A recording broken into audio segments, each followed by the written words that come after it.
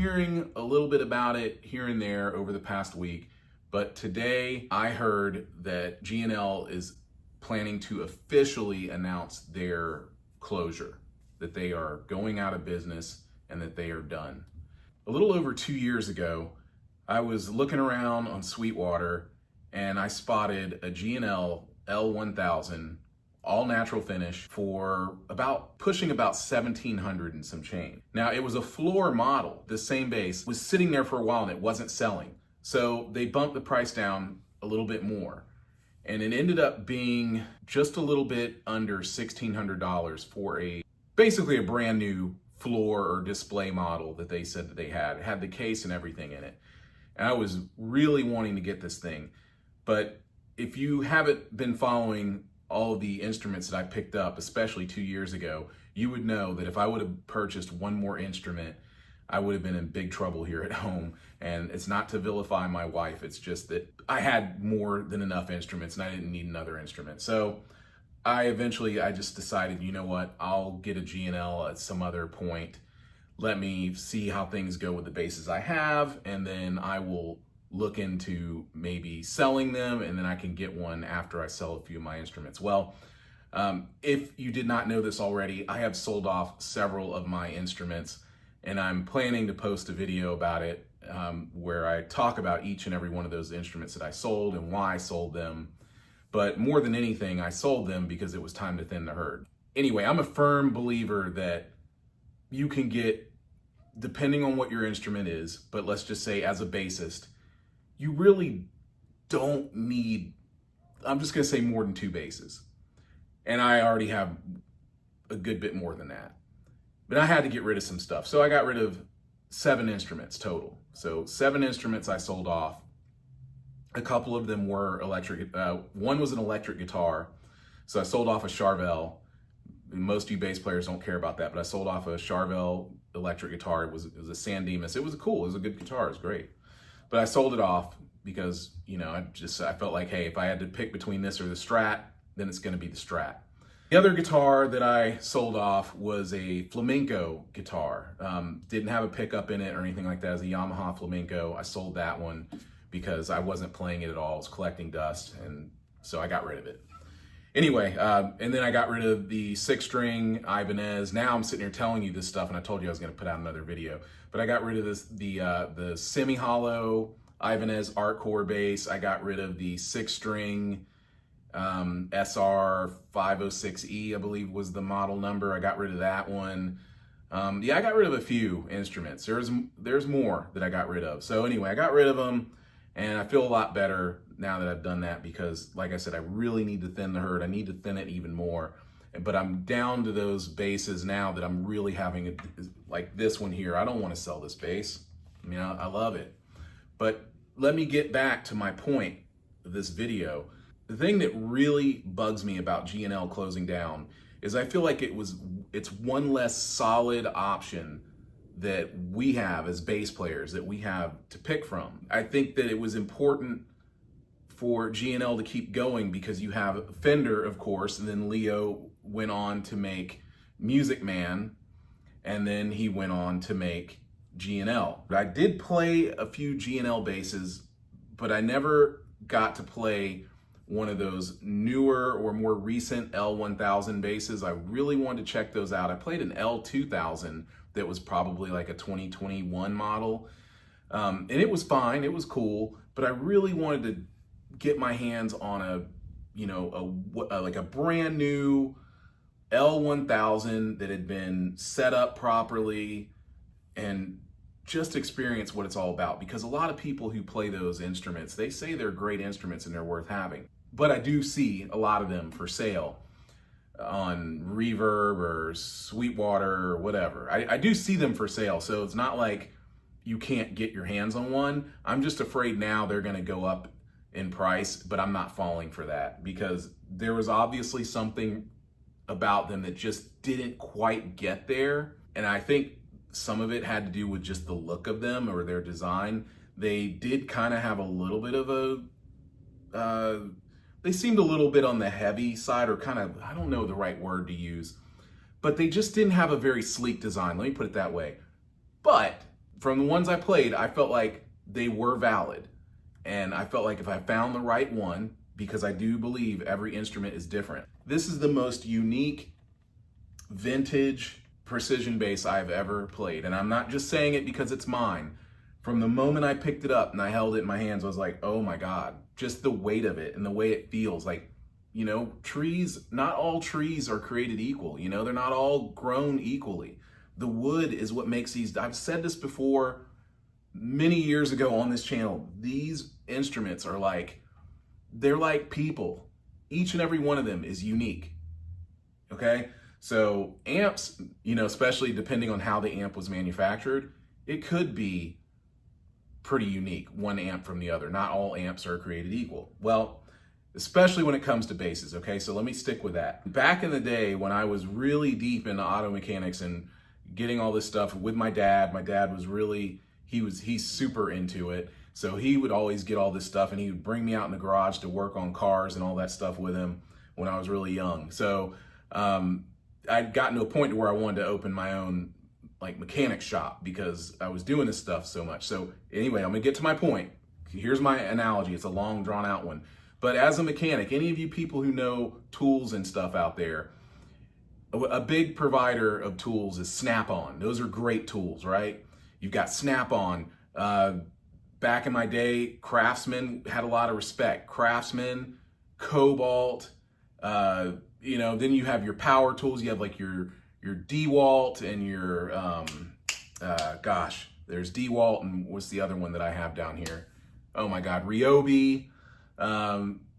You know, there's all kinds of brands. But just imagine if one of those brands decided, one that was really good at what they were doing, they decided, hey, we're not going to sell this brand anymore. Actually, better yet, look at it like this.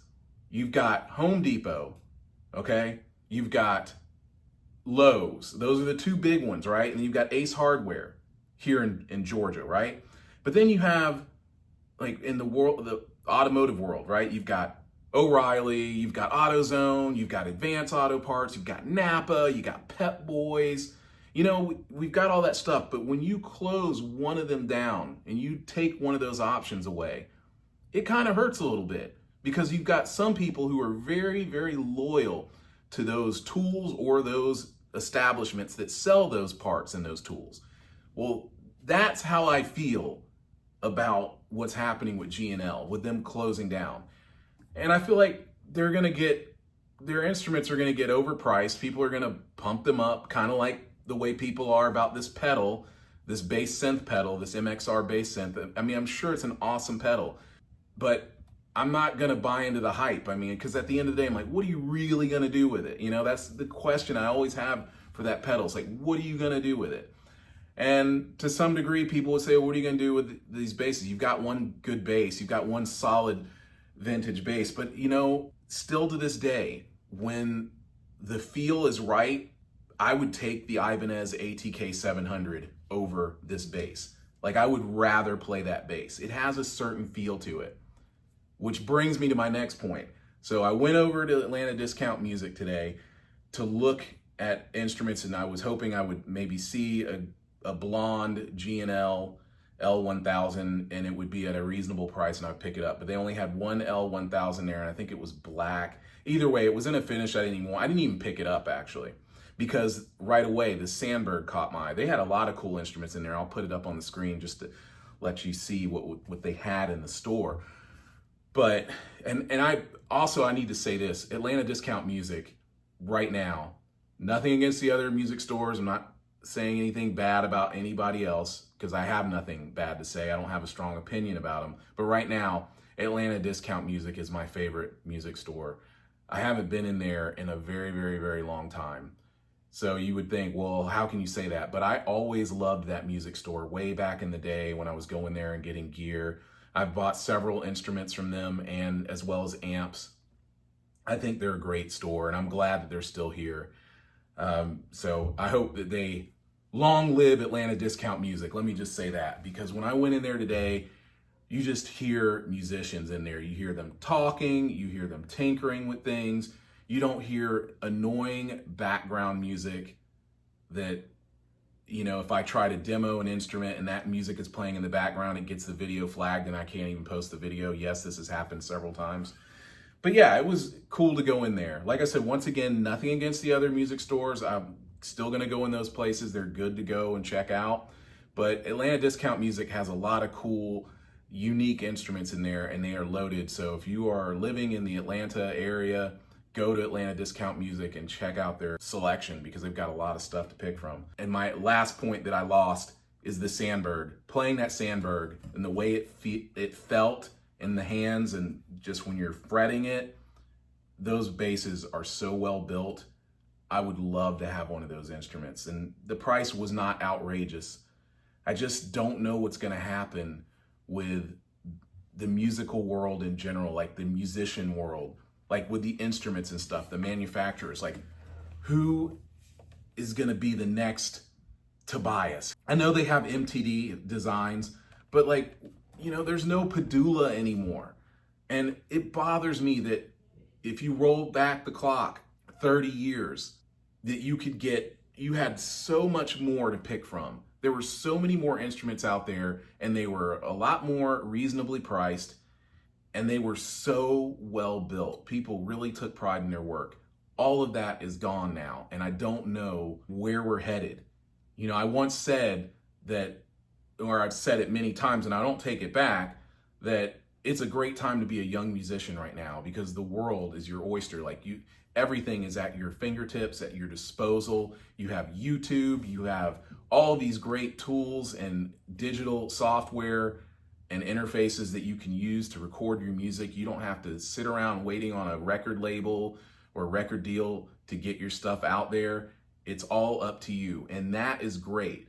But the tools of the trade are diminishing rapidly. They are disappearing, and we need to be concerned. So if you are out there and you see this video, you being a bass builder or guitar builder, whatever you may be, if you are manufacturing instruments and you are manufacturing quality instruments, get them out there. Do what you got to do. Get them out there so we can see them, because I would love to find the next Padula, because right now I'm not seeing it. And G&L to me was the last of this style of bass. I know you've got, arguably, if it's Lackland, I don't know, but let's just say Lakeland, okay? You've got them, you've got, of course, we still have Music Man, Stingray, Sterling, whatever, Music Man, Sterling, we still have that.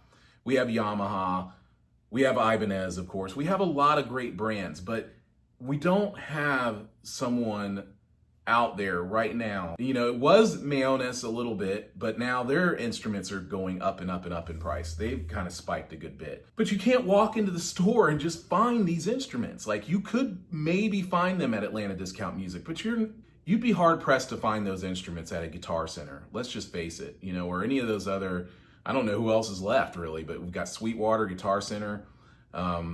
I mean, I just can't think of it, you know, but unless it's like an independent store like Atlanta Discount Music, you're not going to just walk in there and find a fine, well-built boutique bass that you can pick up for somewhere between $1,000 and $1,500 and with a case and everything. That's what I'm looking for, you know?